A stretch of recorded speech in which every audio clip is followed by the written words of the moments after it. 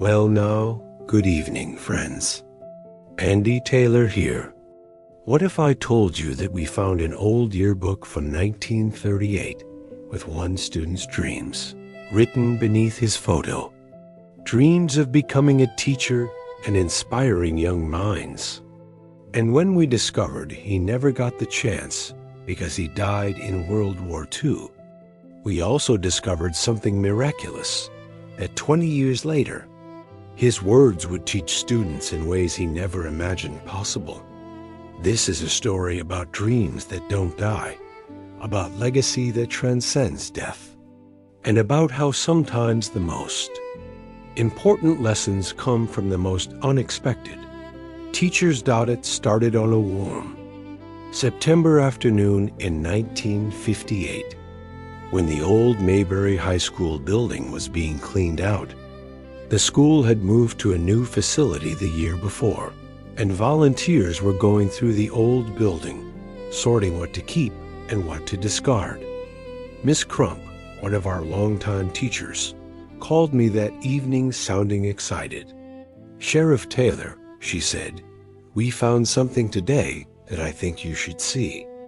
It's a box of old yearbooks from the 1930s and 40s. There's something peculiar about one of them, something that's been bothering me all afternoon." I told her I'd stop by first thing in the morning, the next day. I met Miss Crump at the old school building. She led me to a dusty classroom where several boxes were stacked. She pulled out a maroon-colored book, the Mayberry High School yearbook from 1938, 20 years ago. As she opened it, I could smell that distinctive old book scent, paper aged by time. Miss Crump turned to a page in the senior section and pointed. "This young man," she said, "Thomas Henderson. Look at what's written under his picture." I looked at the black and white photo of a young man, probably 17 or 18, with a serious but kind face. Beneath his photo was the standard information: Thomas Eugene Henderson, known as Tommy. Activities: baseball, debate club. Future plans: to become a teacher and return to Mayberry, to inspire the next generation to reach for their dreams. There was something about those words, about the earnestness of them, that struck me. "What's peculiar about this?" I asked Miss Crump. She looked troubled. "I've been teaching in Mayberry for 30 years, Sheriff. I started in 1935. I should remember Tommy Henderson, especially someone who wanted to become a teacher. But I don't." I asked some of the other longtime teachers and staff, and nobody remembers him. It's as if he just vanished. More than that, she turned a few more pages. "Look at this." She showed me the back of the yearbook where students had signed messages to each other. On the inside back cover, someone had written in faded ink, "For Tommy, may all your dreams come true. You'll be the best teacher Mayberry ever had. Your friend always, Robert." I took the yearbook and promised Miss Crump I'd look into it. That evening, I started doing research. I checked old school records, talked to some of the older residents in town, looked through newspaper archives at the library. What I found was this: Thomas Henderson had indeed graduated from Mayberry High in 1938. He'd been a good student, well-liked, active in school activities. After graduation, he'd gone to the State Teachers College on a modest scholarship. Then in 1942, when America entered World War II, Tommy had enlisted in the Army. He'd been sent to Europe in 1943. And in June of 1944, during the Normandy invasion, Private Thomas Henderson had been listed as missing in action.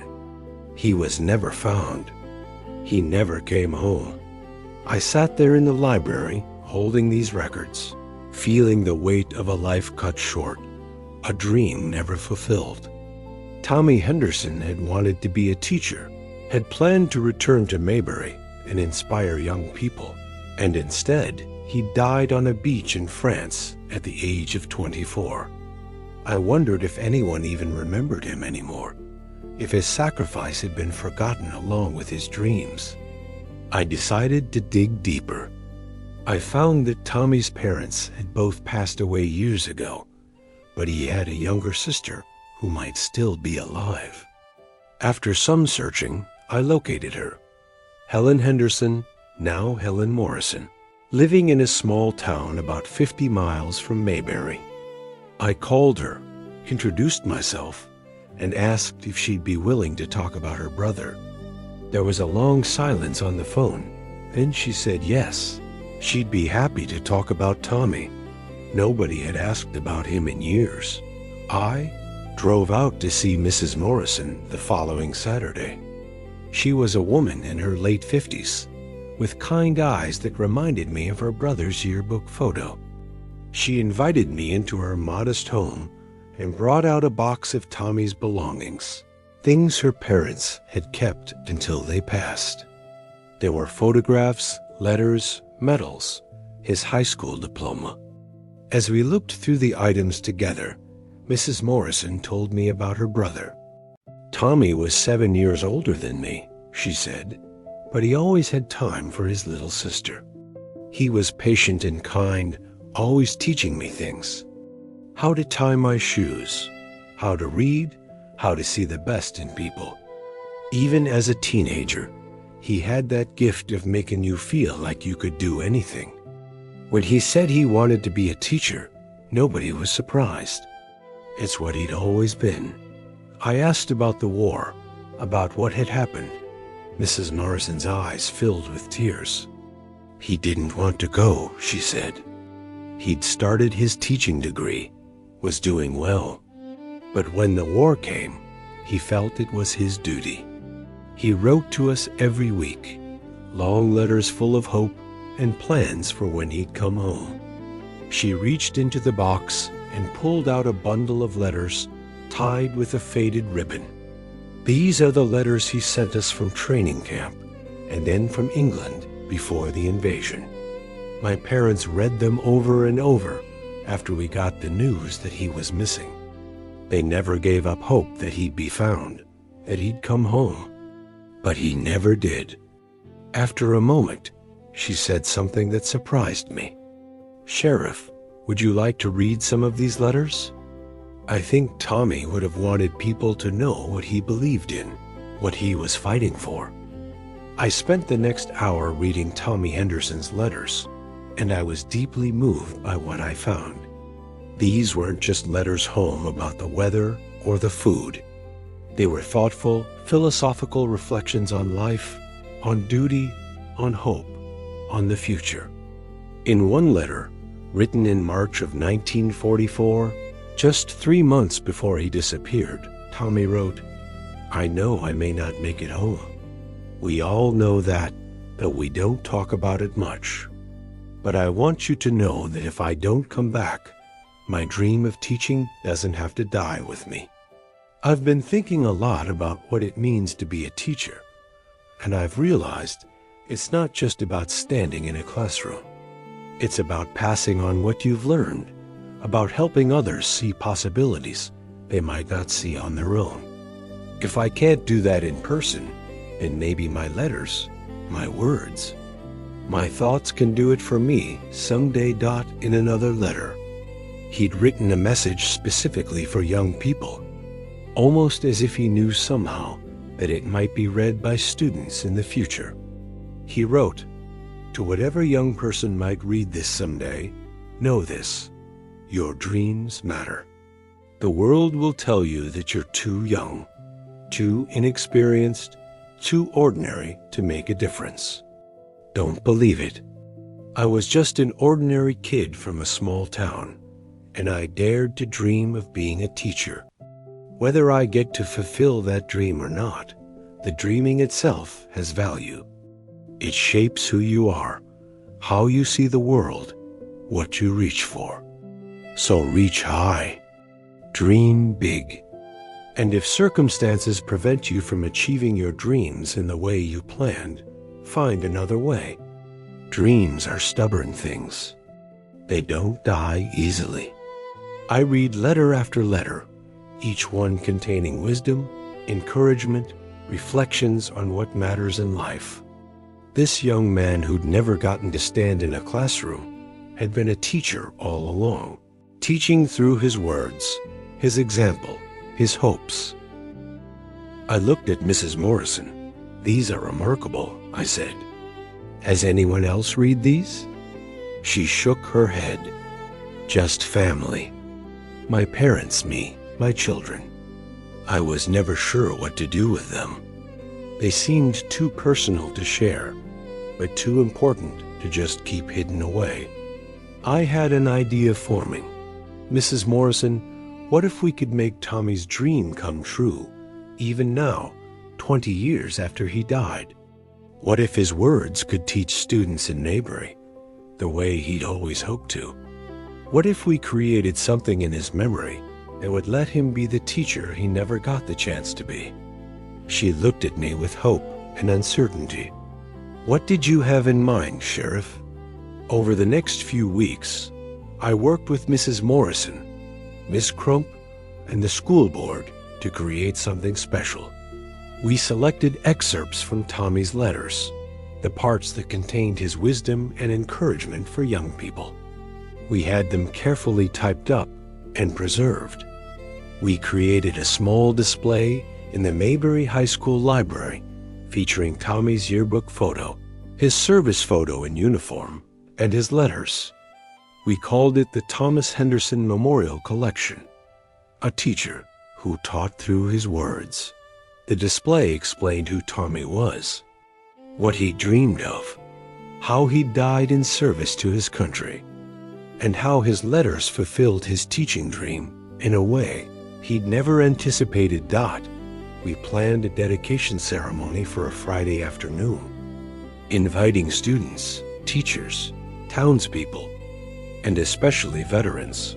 Mrs. Morrison came, bringing her now adult children, Tommy's nieces and nephews who'd never known their uncle but had heard stories.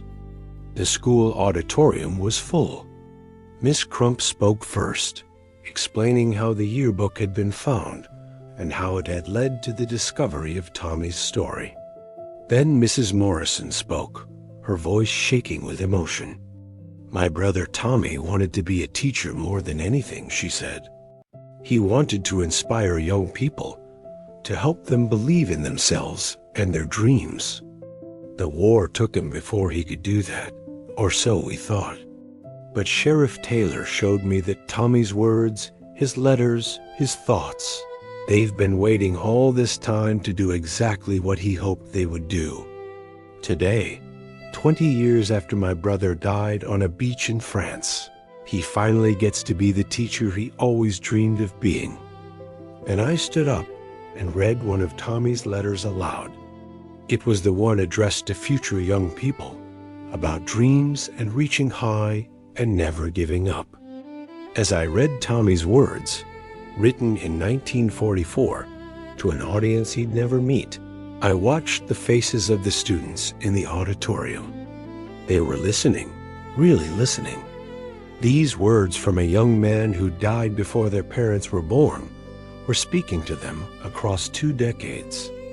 After the ceremony, we opened the library display to everyone. Students lined up to read Tommy's letters. Teachers brought their classes to see it. Something remarkable happened in the weeks that followed.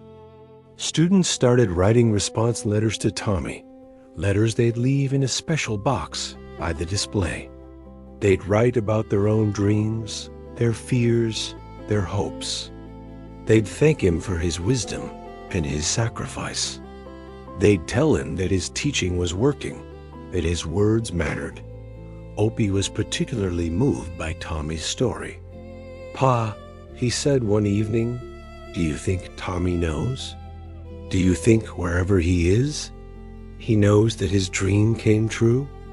I smiled at my son. "I like to think so, Opie. I like to think that somehow In ways we don't understand, he knows that his words are still teaching, still inspiring, still making a difference. That's what makes a dream powerful. It doesn't need the dreamer to be alive to come true. It just needs someone to believe in it and carry it forward. Miss Crump told me that Tommy's letters had become one of the most visited parts of the school library. Students who were struggling with their own dreams, who were facing obstacles or doubts, would go read Tommy's words. Teachers assigned essays about what students learned from a teacher they'd never met. The impact rippled out in ways we hadn't anticipated. One particularly touching moment came about a month after the dedication. A shy young student named Michael, who rarely spoke in class and seemed to doubt his own abilities, wrote a letter that his teacher shared with me. "Dear Mr. Henderson," Michael wrote, "I read your letters, and they made me think about my dreams. I want to be a doctor, but my family doesn't have much money, and I'm not sure I'm smart enough. But you said dreams are stubborn things that don't die easily. So I'm going to keep dreaming and keep trying. Thank you for teaching me that even though you died before I was born. Your student, Michael." That letter, and dozens like it, proved that Tommy Henderson had indeed become the teacher he dreamed of being, just not in the way anyone could have predicted. The story of Tommy Henderson and his forgotten yearbook taught our whole community something important about legacy and dreams. It showed us that a life cut short is not necessarily a life wasted, that words written with sincerity and hope can echo across decades and touch hearts the writer never imagined. It reminded us that the young men who died in that terrible war weren't just soldiers or statistics.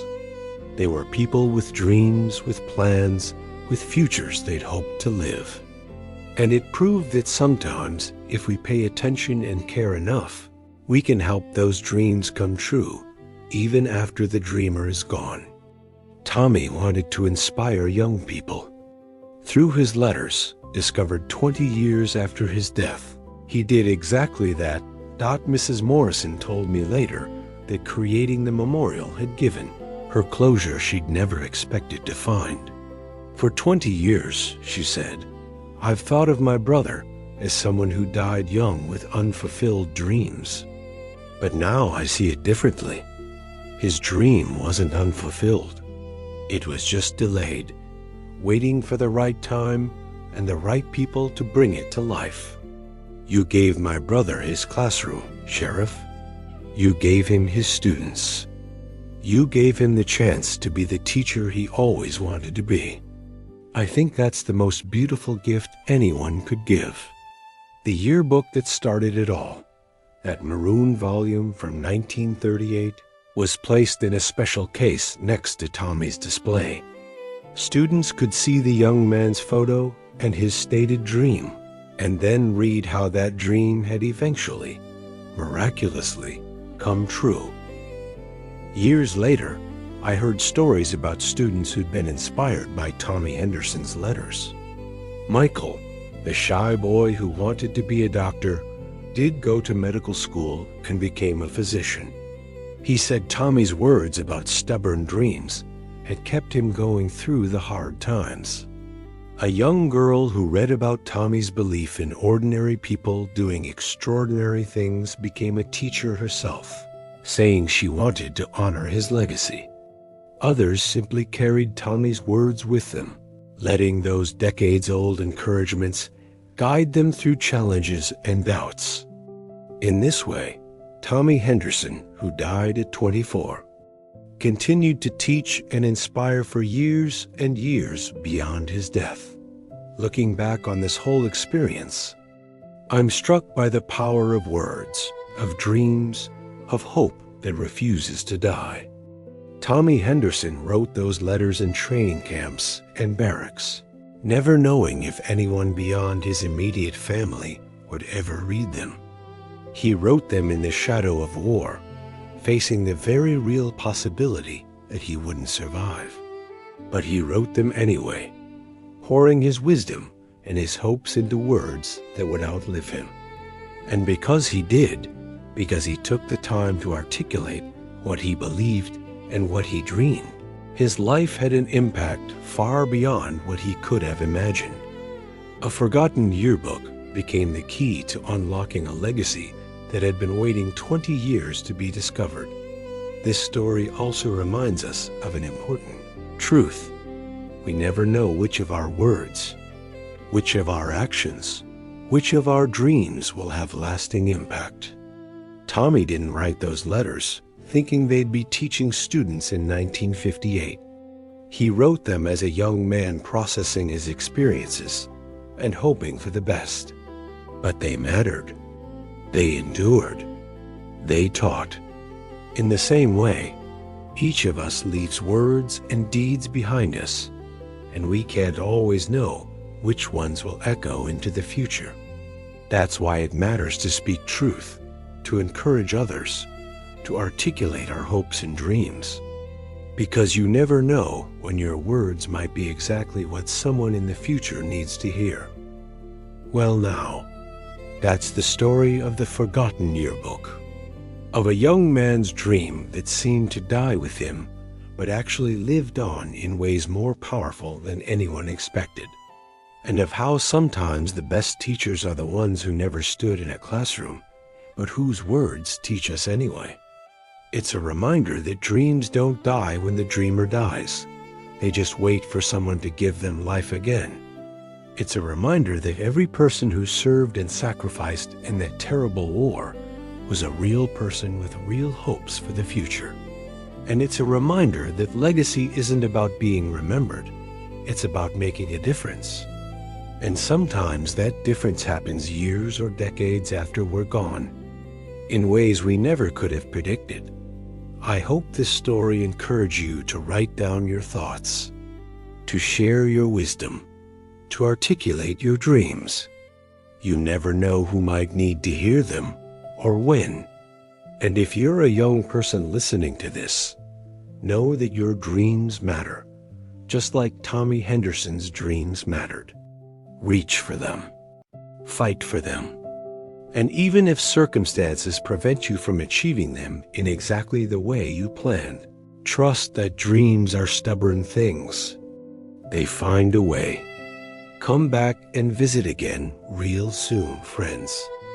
Until then, this is Andy Taylor saying good night from Mayberry.